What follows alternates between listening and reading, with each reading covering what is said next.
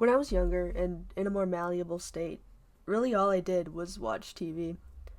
Way more than I probably should have, and seeing content that maybe shouldn't have been so exposed to. But I loved animation as a medium, like most children. It wasn't until I might have been a little bit older that I became interested in the Nickelodeon show Avatar The Last Airbender. Old enough to be able to thoroughly appreciate the message of the story and the thought put into creating a cultural and spiritual piece aimed towards American children. It's a story that implements mature concepts while still maintaining a fascinating fantasy world. I actually got the chance last fall to attend a live orchestral rendition of the show up in Eugene.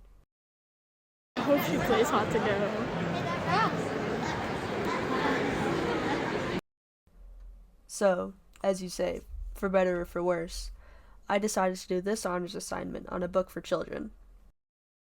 I thought that for my final year of high school, I should sit myself down and read the novel adaptations of a character I always had an interest in when I watched the show originally all those years ago, Avatar Yangchen.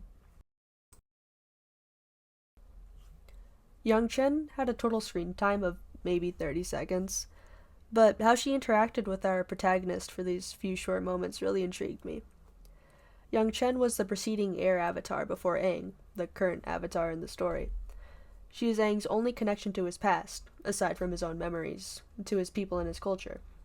It was the first time since the genocide and the 100-Year War that he actually gets to speak to someone who deeply understands his peaceful nature, an archetype that he feels that no one else possesses in this new, unbalanced world. Except she isn't as Aang wanted her to be. She chastised his inability to put aside his cultural beliefs, for putting the teachings of a bygone era above his avatarhood. She told him that he has to take the life of the man who had brought the greatest evil upon the world. There's a lot to be said about this scene, how the avatar cycle stems from the fact that every era will face some new and devastating evil. You will never fight the same war twice. It also touches on avatars themselves, the balance keeper of the world, the most powerful and revered being between the mortal and the spirit world. Yangchen reminds Aang that he isn't an air nomad exclusively, but firstly the Avatar. He will never reach the spiritual enlightenment that the monks who raised him had if he wishes to maintain the balance of this new world. It's somewhat of a juxtaposition on her, like let's say occupation, and who she is intentionally. Why would a woman raised by monks and nuns tell another person to take a life? It implies that there's significantly more to her character than what you may assume.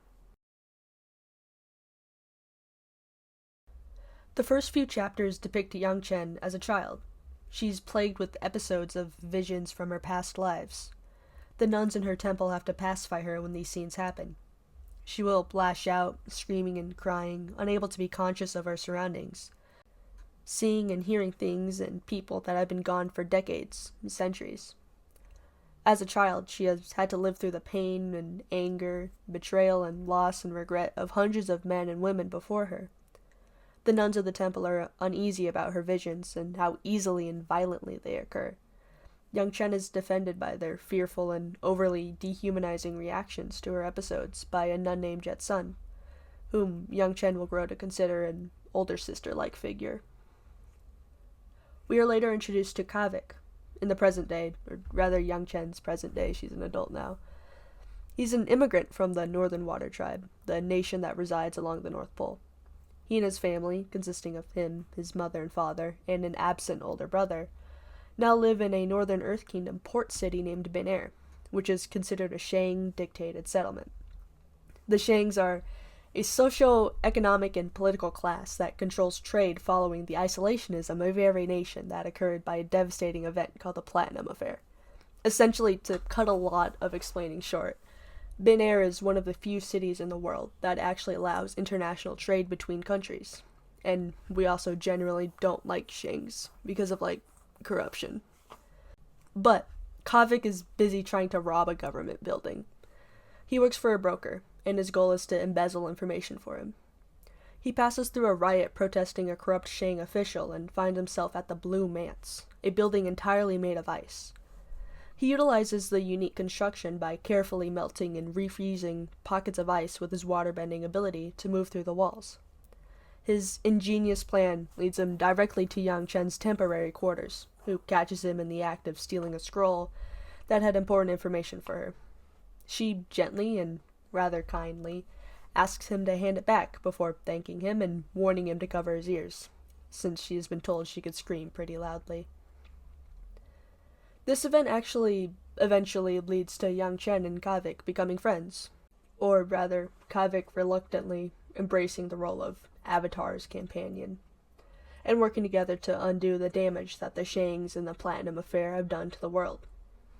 But then another antagonist makes itself known. A superweapon called unanimity is being harnessed by the Shangs. Yangchen meets with a Shang of Janduri, a pregnant woman named Chasey. They initially bond over historical and cultural literature regarding air nomad philosophy, though Yangchen quickly realizes Chasey is just as corrupt and greedy as every other Shang. Knowing that Chasey has a role in unanimity, she sends Kavik undercover as an employee to a warehouse she owns, intending for him to find information regarding the superweapon she believes may be held there. Kavik is instead caught and escorted, beaten and fruitless, to the boss he had been employed under and is directly working for Chasey. He instantly recognizes him as his once missing older brother, Kalyan. Kavik, moved by finally seeing his brother again, is convinced by Kalyan to allow him and Chasey to keep unanimity undercover. He just has to keep Yangchen from figuring out the secret about it for just a little longer. Kavik is given the chance to sit up close and personal with unanimity. He finds out what it actually is. The weapon isn't any device holed up in some facility, but instead a trio of combustion benders, people who have the ability to blow things up with their mind. Kavik successfully diverts Yangchen's attention away from the location of unanimity, and in that time she figures out the truth herself, though refrains from confronting Kavik, rather dealing with the actual deployment of unanimity in Bin Air, which is entirely devastating. The three combustion benders work together to essentially level blocks of the city instantaneously.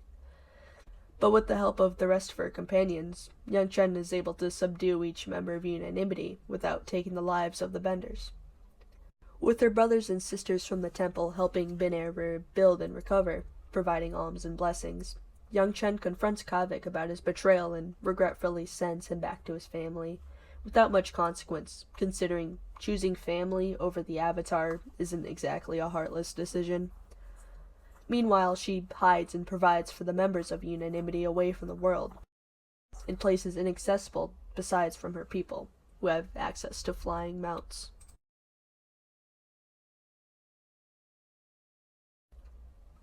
The novel begins from the point of view of Chasey, after her son is born. She's still the Shang of Janduri, juggling the responsibility of being a mother and a government official. Meanwhile, Yangchen has committed great strides advising Bin Air to gain a more positive reputation. Kavik is no longer in contact with Yangchen and is instead working for a group older than the Avatar itself, known as the White Lotus. His objective is to find the new locations of the members of unanimity. They believe Yangchen isn't competent enough to handle the situation. And to do this, Kavik has to regain Yangchen's trust. He somewhat does this by encountering her and subsequently helping her through an episode, so she permits him to travel alongside her once again, albeit with significantly less faith in him. Just as they return to the locations of the members of unanimity, she kept them under the surveillance of the Northern Air Temple monks and nuns. But one of them escapes, killing the other two benders to make himself more valuable and destroying the settlement he had been confined in. The last remaining combustion bender is named Thapa, and he is now missing. Because of all the death and devastation Yangchen had brought upon her peaceful brothers and sisters, she's now banished from the Northern Air Temple, the place where she was born. But Yangchen forces herself to continue, finding herself at a convocation with the Shangs, including Chasey. Kavik is playing the role of her accountant. They come out with information regarding the location of the facility Chasey had been training these combustion benders. This leads to Yangchen's bison, her animal familiar, dying at the hands of an inexperienced combustion bender who killed himself in the process. But again, she can only just continue. She has to attend another convocation with the Shangs. She's barely functioning, exhausted, and still mourning the loss of her bonded companion. The bond between an air nomad and their bison is famous across the 4 nations. Chasey takes note of her state and calls for a recess. During this break, Kavik exits the building and encounters Kalyan. Kavik begins begging him to stop working for Chasey, yet Kalyan retaliates by divulging that Kavik's little guise as Yangchen's accountant is useless. Chasey already knows who he really is, and Kalyan will never leave her, because he's the father of her son, and family has to stick together. Except Kavik is then ambushed by Kalyan's team. The scene captures the attention of Yangchen's party as well, believing in the chaos that Kavik has betrayed them once again and is working with Kalyan. Kavik is stabbed in the waist by one of the men he is working alongside. With his younger brother in such a state, they use Kavik's pain to get Kalyan to spill the activation code for Thapa. They quickly relay the information to Yangchen, who is still with Chasey. She bends the masonry of the convocation hall, trapping Chasey within it, and activates the signal for Thapa to blow the building up. Chasey, begging for her life, admits to Yangchen where Thapa's position is, right under the hall. Yangchen shifts the entire building over. Like a bug under a rock, she exposes Thapa and confronts him head-on. She uses her own technique, a mix of their combustion bending and her air bending, to block his ability. While he's recharging his attack, she bends the earth beneath him, allowing him to fall into the ground, where he lets off the blast intended for her, solidifying his own grave. All in all, the threat of unanimity is gone. Yangchen has prevented the Shang system from destroying the world. There is still plenty of work to do, but for now, Yangchen is finally given time to rest. A very major and reoccurring theme of the novels is deception. Everyone is just always lying and withholding the truth from each other. One notable instance of this is when Kavik was stabbed by his own party member. Remember that? The entire scenario was preordained, actually. Kavik's trust had been re-established by Yangchen and her crew long before the eradication of unanimity, yet even then the reader is kept from this until afterwards. Another instance is Yangchen's handling of unanimity itself. How Thapa was the only surviving member? That's just what Yangchen needed the world to believe. In fact, another combustion bender, with Yangchen's guidance, had her death faked. She kept this woman, Yingsu, away, hidden from absolutely everyone. Yingsu was the one who taught her the technique to block Thapa's bending. Another thing I admire about Yangchen is how unique she is, just as a character. Yangchen is kinda weird, even when she's mad. How she poses and how she looks at people, the things she says. The novels go more in depth about how the Avatar can't really be compared to anything. They're not quite a person, or a spirit, or an animal, though they're affiliated with all three. Being a nun really does have something to do with their personality, too. Air avatars tend to be unique. She might hate a person, but will always keep their well-being above her own. She just controls herself to such an insane degree. The way this materializes is apparent by how she moves, her actions just physically. There's a time where she hit such a pose I can't really describe, all while she was fuming with rage because she was so cross. Another fascinating piece of the story is the reoccurrence of cones and the immediate and obvious connections between them. The philosophy of the novels revolves around the cycle of living, the repeated cleaning, repairing, and maintaining that comes with being alive. Examples include: tear the cloth, rend the garment. Before detachment, grind flour, sweep the floor. After detachment, grind flour, sweep the floor. The last thing I have time to mention is Yangchen's motto. Between both books, she follows a specific principle. The point of life isn't convenience. It's honestly a philosophy that I've maintained for years prior to reading these novels, but I've never really put it into such an easily digestible phrase. I can say I have my qualms about modern technology and the direction I feel like it's heading towards, but I have neither the time or proper incentive to write some kind of manifesto. There is an insane amount of scenes and personalities I would love to divulge, but I can't exactly turn in a 4 hour long video.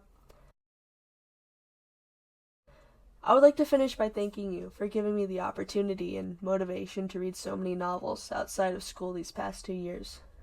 I think I will keep the things that I learned, not just from these stories, but from everything I've read for the honors assignment, for a long time.